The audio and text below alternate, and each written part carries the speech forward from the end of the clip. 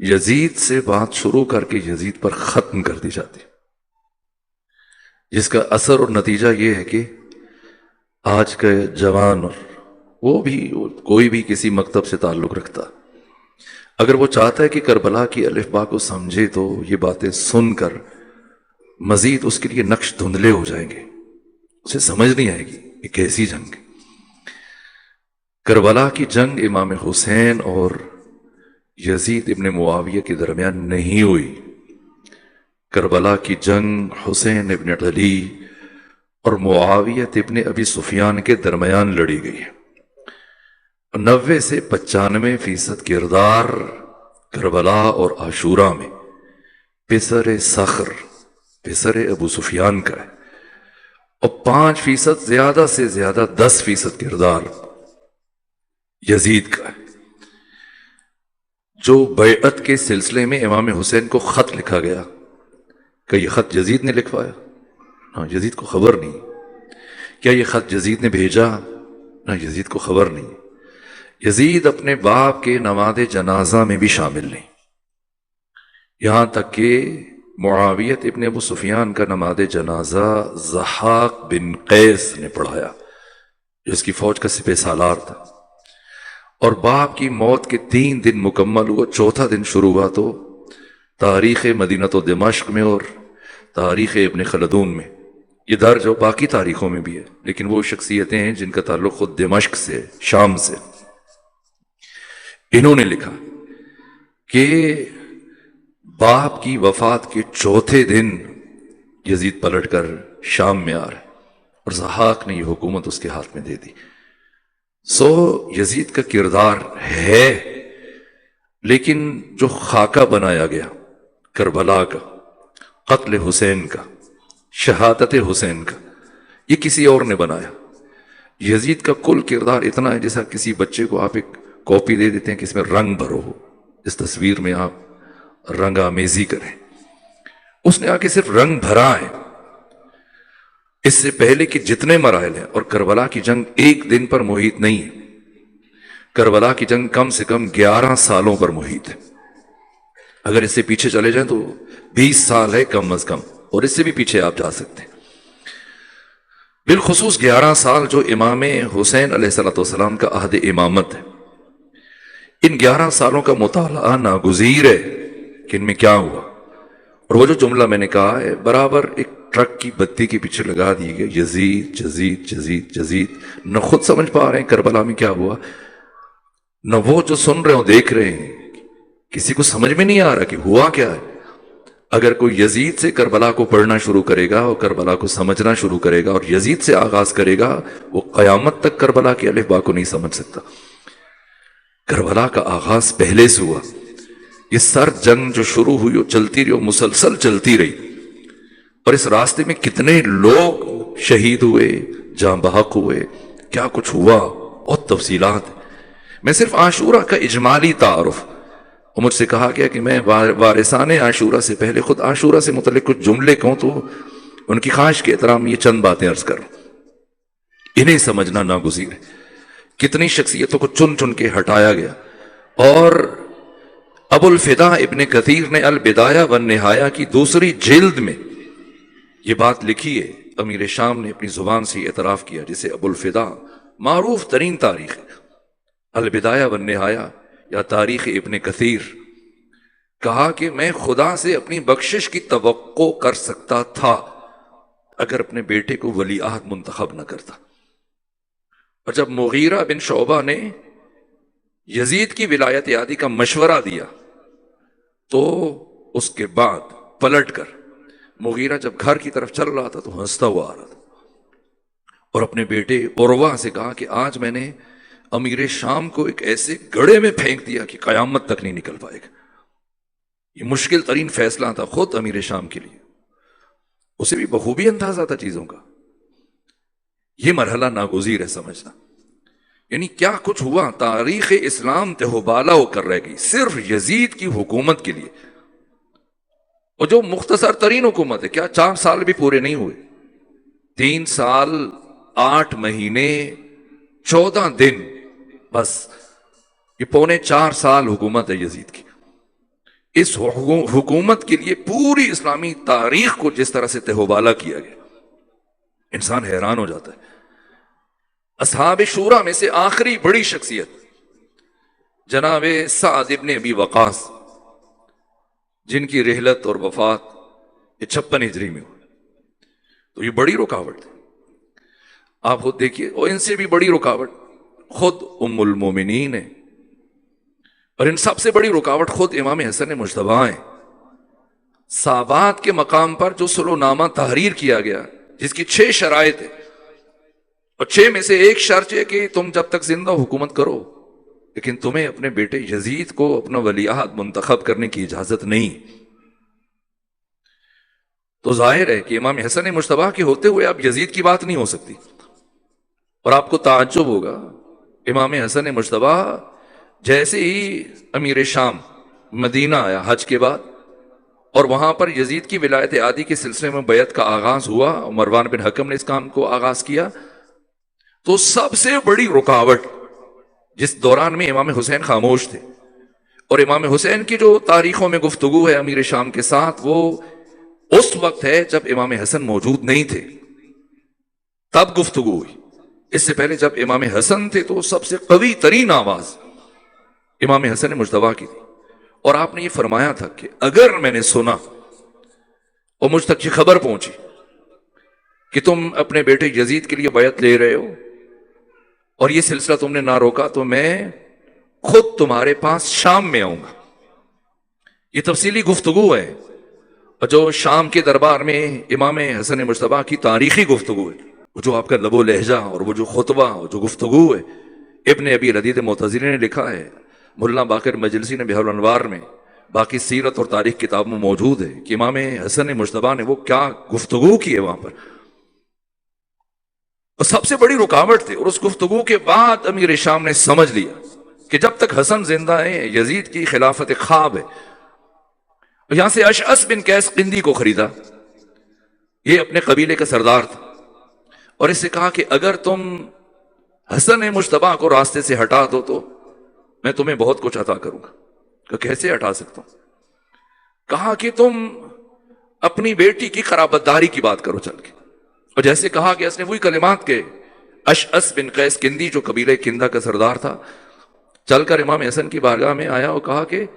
حسن مجتبیٰ، میری سالہ سال سے یہ خواہش تھی کہ خاندان رسالت کے ساتھ میری نسبت برقرار ہو جائے اور یہ تعلق برقرار ہو جائے، استوار ہو جائے، اور یہ آپ کے ذریعے سے ممکن ہے۔ آپ کریم ابن کریم ہیں، آپ یقیناً انکار نہیں کریں گے۔ میں چاہتا ہوں کہ آپ میری بیٹی جوہدہ کو اپنی زوجیت میں قبول کریں۔ اس انداز سے جب ایک فرد آپ کے گھر کے دروازے پہ آئے تو اب یہ کرامت انسانی کے خلاف ہے کہ حضرت انکار کریں۔ قبول کیا، اور یہیں سے پھر امام حسن مجتبیٰ کی شہادت ہوئی۔ یہ سب سے بڑی رکاوٹ،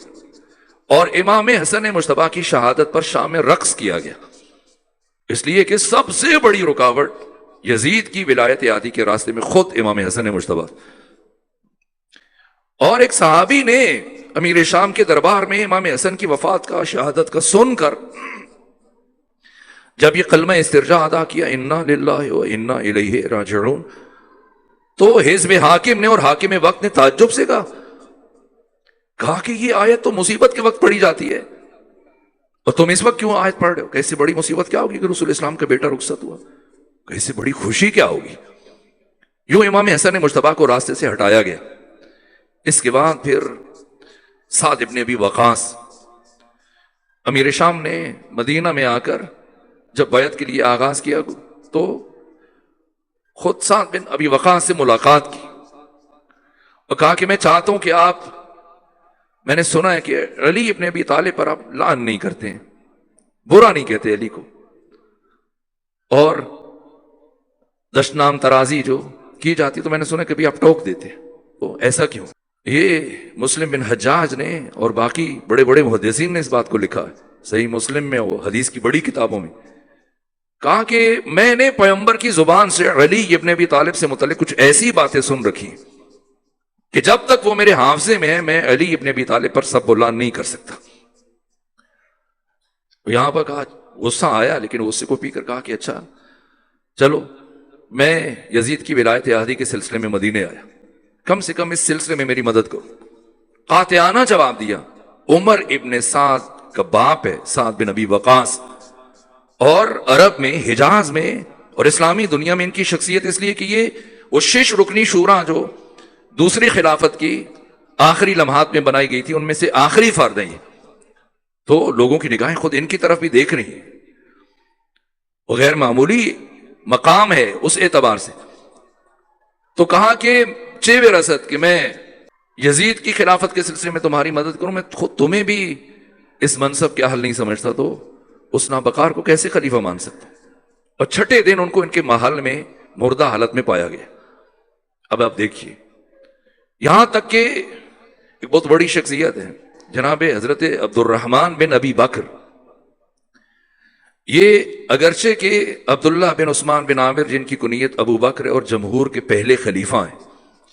سواد اعظم کے پہلے خلیفہ، ان کے 2 فرزند ہیں جو حضرت اسماء بنت امیس کے بطن سے، ایک محمد بن ابی بکر جن کی ولادت 18 ذی الحج عید غدیر کے دن ہوئی، جنہیں مولا متقیان جن سے متعلق فرمایا کرتے تھے کہ اگرچہ یہ ابی بکر کا فرزند ہے لیکن در حقیقت میرا بیٹا ہے۔ اور ان کو مولا متقی، یہ بہت وفادار ساتھی تھے مولا متقیان کے، اور حضرت نے انہیں مصر کا گورنر بھی بنایا، اور انہیں بے دردی سے شہید کیا گیا۔ اس طرح سے شہید کیا گیا کہ شہید کرنے کے بعد پھر ایک گدھے کا پیٹ چاک کیا گیا،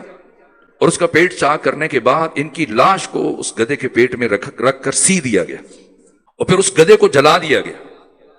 اور پوری دنیا میں محمد بن ابی بکر کی قبر نہیں ہے، جو محمد بن ابی بکر، اور ان کے دوسرے بھائی ہیں عبد الرحمن بن ابی بکر، یہ بھی اسماء بنت امیس کے بطن سے۔ اسماء بنت امیس پہلے جناب جعفر ابن طیار کی زوجہ تھی، جنگ موتا میں ان کی شہادت ہوئی، تو اس کے بعد یہ پھر ابی بکر کے عقد میں آئیں، اور پھر خلیفہ اول کی وفات کے بعد مولا متقیان نے ان سے عقد کیا۔ تو یہ 2 وہ بچے ہیں کہ جن کی پرورش خود مولا متقیان کے گھر میں ہوئی ہے، ایک محمد بن ابی بکر ہیں، دوسرے عبد الرحمن بن ابی بکر ہیں۔ تو محمد بن ابی بکر تو حیات علوی میں شہید ہو گئے، اور عبد الرحمن بن ابی بکر وہ شخصیت ہیں کہ جنہوں نے بھرپور طریقے سے مسجد میں جا کر مخالفت کی، کہا کہ آپ خلفائے ما سبق کے طریقے سے انحراف کر رہے ہیں، جب انہوں نے اپنی اولادوں کو اپنا جانشین منتخب نہیں کیا تو آپ کو ہی حق کس نے دیا ہے؟ اور قطعی طور ان کے 1 لاکھ درہم دیا گیا ان کو کہ یہ لے لیجئے، یزید کی وجہ 1 لاکھ غیر معمولی رقم ہے۔ کہا کہ لا ابایعو دینی بدنیاکم، میں ہرگز اپنے دین کو تمہاری دنیا کی عوض نہیں بیچوں گا۔ اور مروان بن حکم سے کہا گیا کہ یہ شخص بچنے نہ پائے، اور ان کو بھی اندازہ ہو گیا کہ وہ وہاں سے سیدھے اپنی بہن کے گھر گئے ام المومنین کے پاس، اور جب تک 3-4 دن وہاں ان کے گھر رہے تو زندہ رہے، سلامت رہے، اور چوتھے 5ویں دن جیسے ہی باہر آئے تو اگلی شام کو ان کو بھی مروا دیا گیا۔ خود ام المومنین جنہوں نے برملا آ کر اختلاف کیا اور کہا کہ آپ کو یہ حق کس نے دیا؟ کہ ابھی آپ چلے جائیے تو ہم بیٹھ کر ان معاملات کو طے کریں گے اور اس میں آپ کی رائے کا احترام کیا جائے گا۔ لیکن پھر بیٹھنے کے لیے جو جگہ بنائی گئی، آج آپ ڈھونڈیں، مورخین سے جا کے پوچھیں کہ ذرا ہمیں ام المومنین کی قبر بتائیے کہ کہاں پہ۔ پوری دنیا میں ام المومنین کی قبر نہیں ہے، یعنی جمہور کے پہلے خلیفہ کے 2 بیٹے اور 1 بیٹی قتل ہوئے، اور نہ ایک بیٹا محمد بن ابی بکر، نہ ان کی قبر ہے نہ بیٹی کی قبر ہے۔ سعد بن ابی وقاص، امام حسن مجتبی، ام المومنین عبد الرحمن بن ابی بکر، اور سعید بن عثمان بن عفان جو خراسان کے گورنر ہیں، یہ ادھر خراسان میں تھے، پتہ چلا کہ مدینہ میں اس لیے آئے حزب حاکم اور آ کر بیعت لے رہے ہیں، تو ادھر سے امیر شام واپس پلٹ کے شام پہنچا، تو ادھر سے سعید بن عثمان بن عفان وہاں سیدھے خراسان سے شام، اور کہا کہ میں کیا سن رہا ہوں، جبکہ میرا باپ یزید کے باپ سے افضل، میری ماں یزید کی ماں سے افضل، اور میں خود یزید سے افضل، اور حکومت بھی آپ کو ہماری وجہ سے ملی ہے، میرے باپ کے خون کے نام پہ ملی ہے، تو پھر میرے ہوتے ہوئے آپ یزید جیسے فرد کو کیسے خلیفہ منتخب کر سکتے ہیں؟ تو کیا جواب دیا گیا کہ جہاں تک تم نے یہ کہا کہ تمہارا باپ یزید کے باپ سے افضل ہے، تو اس میں تو کوئی 2 رائے نہیں ہے، کوئی شک نہیں، یقیناً تمہارا باپ یزید کے باپ سے افضل ہے، تمہارا باپ امیر المومنین ہے، اور یہ جو تم نے کہا کہ تمہاری ماں یزید کی ماں سے افضل ہے، تو ظاہر ہے میسونہ کا اور نائلہ کا کیا مقابلہ ہے؟ تمہاری ماں ایک مومنہ خاتون ہے اور یزید کی ماں ایک اہل کتاب عیسائی خاتون. لیکن جو تم نے تیسری بات کی کہ تم خود یزید سے افضل ہو، تو اے سعید سنو، پوری دنیا میں کوئی ایک فرد ایسا وجود نہیں رکھتا جو میری نگاہ میں میرے بیٹے یزید سے افضل اور بہتر ہو. کہ پھر آپ بھی سن لیں کہ جب تک میں زندہ ہوں میں یزید کو کبھی بھی مسند خلافت تک نہیں آنے دوں گا. یہ تیور دے کے کہا اچھا ابھی آپ خراسان پہنچے تو میں آپ کی تجویز پر غور کروں گا. خراسان روانہ کیا گیا اور 50 غلاموں کو پیچھے بھیجا گیا کہ خراسان پہنچنے سے پہلے سعید کو قتل کیا جائے.